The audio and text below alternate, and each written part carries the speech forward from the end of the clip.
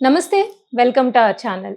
Senior journalist Damu Balaji గారు ఉన్నారు. వారితో మాట్లాడదాం. సార్ నమస్తే సార్. నమస్తే అండి. అల్లు అర్జున్ శ్రీతేజ్‌ని పరామర్శించడానికి హాస్పిటల్‌కి వెళ్ళినట్టుగా తెలుస్తుంది సార్. ఆ టైంలో పోలీసులు అల్లు అర్జున్‌కి షాక్ ఇచ్చారు అనే న్యూస్ వచ్చింది సార్. అసలు ఏం జరిగింది అక్కడ? అల్లు అర్జున్‌కి ఎందుకు షాక్ ఇచ్చారు పోలీసులు? అల్లు అర్జున్ ఈరోజు ఇందాక వీడియో బయటకొచ్చింది. అల్లు అర్జున్ కిమ్స్ హాస్పిటల్‌కి వెళ్ళాడు. ఆయనతో పాటు దిల్ రాజు కూడా వెళ్ళాడు. ఆయన శ్రీతేజ్‌ను పరామర్శించి వాళ్ళ నాన్నకు ధైర్యం చెప్పి భాస్కర్‌కి రాబోతున్నట్టుగా చెప్తున్నారు. సో, అయితే ఇది నిన్నటి నుంచి కూడా హైడ్రామా నడుస్తుంది. యాక్చువల్‌గా నిన్ననే ఆయన శ్రీతేజ్ దగ్గరికెళ్ళాలని అనుకున్నాడు. But Ram Gopalpet police station పరిధిలోకి కిమ్స్ హాస్పిటల్ వస్తుందన్నమాట. రామ్ గోపాల్‌పేట పోలీసులు నిన్న వాళ్ళ ఇంటికెళ్ళి నోటీసులు అందజేశారు. రావద్దని చెప్పారు. వస్తే మేము సెక్యూరిటీ ఇవ్వలేమని చెప్పారనే వార్తలు వచ్చాయి. కానీ ఈరోజు మళ్ళీ ఆయన వెళ్ళాలనుకున్నప్పుడు నార్త్ జోన్ పోలీసుల్ని కూడా కాంటాక్ట్ చేస్తే మేము సెక్యూరిటీ ఇస్తాము, అయితే కండిషన్స్ అప్లై అవుతాయి, కండిషనల్గా సెక్యూరిటీ ఇస్తాము. అంటే మీరు ఒకరే రావాలి, మీరు ఎటువంటి అభిమానులకి ముందు చెప్పడం కానీ అవన్నీ చేయకూడదు, టైము ఎవరికి మీడియాకి కూడా టైమింగ్స్ చెప్పకుండా రావాలి.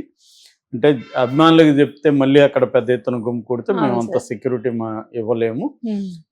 అట్లాగే మేము మీ ఇంటి నుంచే మేము ఎస్కార్ట్ వస్తాము, అక్కడ నుంచి ఎస్కార్ట్లో మిమ్మల్ని తీసుకొచ్చి వదిలేసి మళ్ళీ తీసుకొస్తాము అనేది చెప్పారు. సో అట్లాగే హాస్పిటల్ కూడా ఈ టైంలో మామూలుగా కిమ్స్ హాస్పిటల్ వెరీ క్రౌడీగా ఉంటుంది.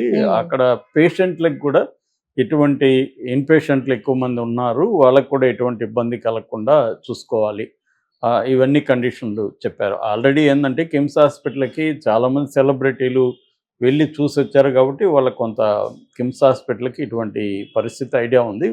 బట్ అల్లు అర్జున్ విషయంకి వచ్చేసరికి ఏమైందంటే ఆల్రెడీ ఇలాంటి సంఘటన జరిగి ఆయన మీద కేసు అయ్యి ఇప్పుడు రెగ్యులర్ బెయిల్ వచ్చింది. రెగ్యులర్ బెయిల్ కూడా కండిషన్ బెయిలే. కాకపోతే ఇక్కడ అందరికీ డౌట్ ఏంటంటే దాదాపు ఇప్పుడు డిసెంబర్ 4వ తేదీ రాత్రి జరిగితే ఇవాళ జనవరి 7వ తేదీ, అంటే 35 రోజులు అయింది. ఇది 35 డేస్ తర్వాత ఆయన ఇప్పుడు వెళ్ళడం ఎందుకు అన్న ఒక చర్చ అనేది నడుస్తుంది. మామూలుగా అయితే ఆయన ఇన్ని రోజులు వెళ్ళకపోవడానికి అల్లు అర్జునే కారణం ఏం చెప్పారంటే మా లీగల్ టీము వెళ్ళొద్దని చెప్పారు, అడ్వకేట్స్ వెళ్ళొద్దని చెప్పారు అనేది. అది అర్థం చేసుకోవచ్చు. ఎందుకంటే కేసు పెట్టింది ఈయన మీద ఎవరు? ఈ శ్రీతేజ్ వల్ల నాన్న భాస్కర్ కేసు పెట్టాడు, కంప్లైంట్ ఇచ్చాడు.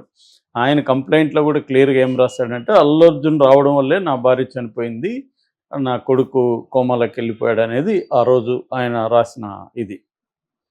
సో ఇప్పుడు మనం అంటే ఈయన మీద ఉన్న కేసు ఏంటి? 2 సెక్షన్లు పెట్టారు. ఒకటి 105 BNS 105 భారతీయ న్యాయ సంహిత. ఈ భారతీయ న్యాయ సంహిత 105 సెక్షన్ ఏం చెప్తుందంటే, ఒక వ్యక్తి తన చర్యల ద్వారా వేరే వాళ్ళకి నష్టం జరుగుతుంది, లేదా గాయపడతారు, లేదా చనిపోతారని తెలిసి కూడా ఆ పని చేయడం అనేది దీని కిందకు వస్తుంది. అంటే ఇంటెన్షన్ ఉండదు, నాలెడ్జ్ ఉంటుంది. అది జరుగుతుందనే ఒక నాలెడ్జ్ మనకు ఉంటుంది. ఇప్పుడు ఫర్ ఎగ్జాంపుల్ మనం ర్యాష్గా బైక్లో డ్రైవ్ చేస్తే దీనివల్ల ఎవరైనా చనిపోవచ్చు, లేదా మనం చనిపోవచ్చు అనే నాలెడ్జ్ అయితే మనకు ఉంటుంది. కానీ ఇంటెన్షన్ ఉండదు, చంపాలనే ఇంటెన్షన్ అయితే ఉండదు. సో ఇటువంటి దీన్ని culpable homicide not amounting to murder అని వస్తుంది సెక్షన్ చెప్తుంది అనమాట. అదే అల్లు అర్జున్ మీద పెట్టారు.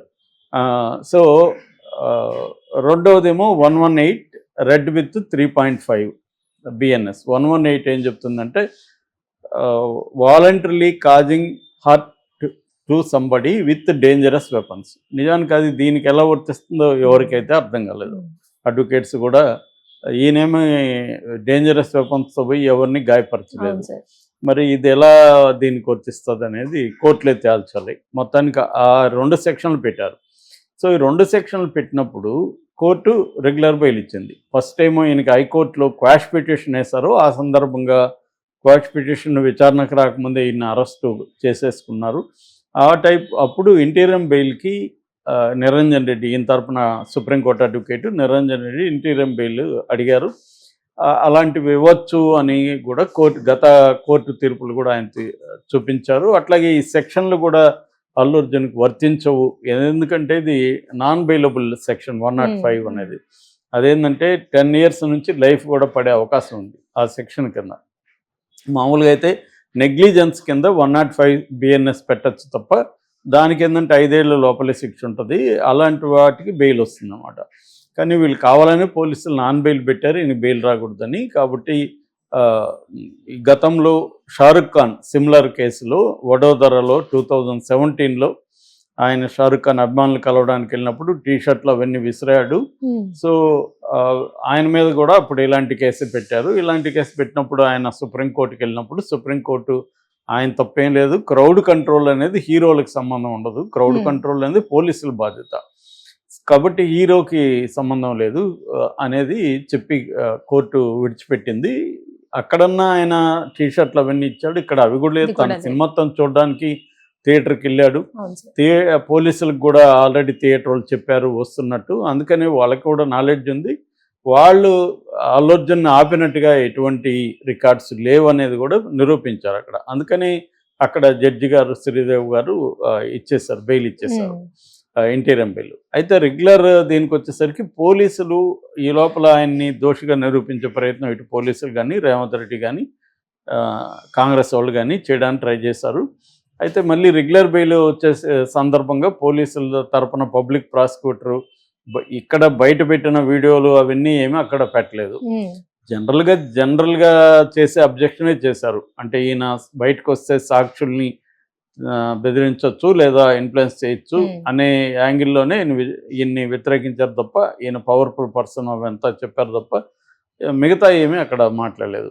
అందుకని ఈయన బెదిరించరు, అట్లాగే ఇన్వెస్టిగేషన్కి ఎటువంటి ఆటంకం కలిగించరు అన్న హామీ ఇచ్చారు. కాబట్టి కోర్టు కూడా ఆ కండిషన్లు పెట్టి ఇచ్చింది.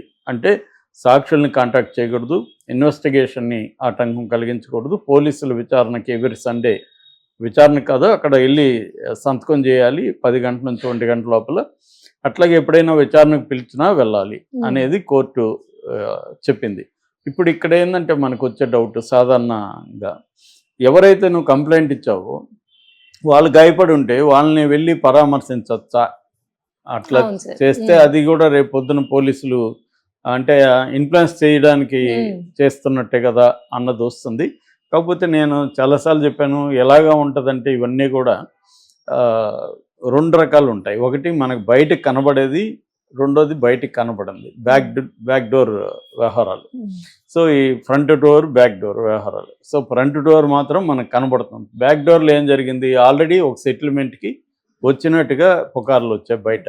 అల్లు అర్జున్కి ప్రభుత్వానికి మధ్య ఒక రకమైన సెటిల్మెంట్ జరిగింది. ఆ సెటిల్మెంట్ ప్రకారం దీన్ని డీల్ చేసిందంత ఎవరు, దిల్ రాజు. సో దిల్ రాజు ప్రయోజనాలు దిల్ రాజుకున్నాయి. మొత్తానికి మంచిదే, ఎందుకంటే ఘర్షణ వాతావరణం అనేది మంచిది కాదు.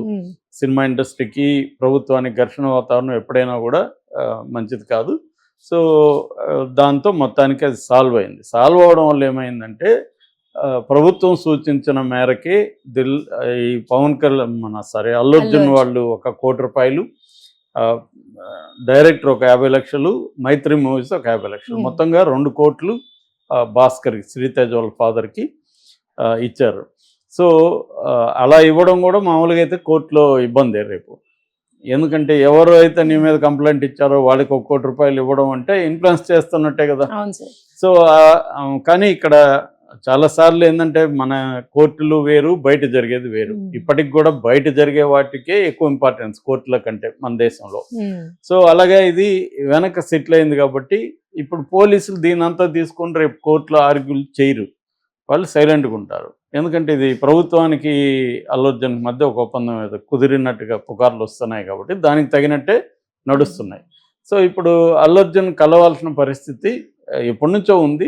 పవన్ కళ్యాణ్ ఆ విషయంలో కరెక్ట్గానే చెప్పాడు, ఫస్ట్ నేనే జరిగినప్పుడే కలిసి ఉంటే పోయిండదు అని. కాకపోతే ఇప్పుడు పవన్ కళ్యాణ్ మీద కూడా అలాంటి విమర్శలు వచ్చాయి. పవన్ కళ్యాణ్ సభలకి మొన్న రామ్ చరణ్ గేమ్ చేంజర్ దీనికి వచ్చినప్పుడు ఇద్దరు చనిపోతే వాళ్ళని ఎందుకు నువ్వు వెళ్ళి కలవలేదని రోజా లాంటి వాళ్ళు ప్రశ్నిస్తున్నారు. పైగా దాన్ని కూడా వైసీపీ అకౌంట్లో వేయడానికి రోడ్డు బాగాలేదని ట్రై చేస్తున్నారు. దాన్ని కూడా రాజకీయాలకు పవన్ కళ్యాణ్ ఉపయోగించుకుంటున్నాడు విమర్శ వచ్చింది. ఎందుకంటే ఆ రోడ్డు బాగాలేకపోవడం వల్ల యాక్సిడెంట్ జరిగిందని ఎలా నిరూపిస్తావు అనేది ఒక అంశం. రెండోది గత 7 నెలల నుంచి మీరేం చేస్తున్నారు రోడ్డు బాగాలేకపోతే రిపేర్ చేయకుండా అనేది కూడా ఈ గవర్నమెంట్ మీద ఉంటుంది.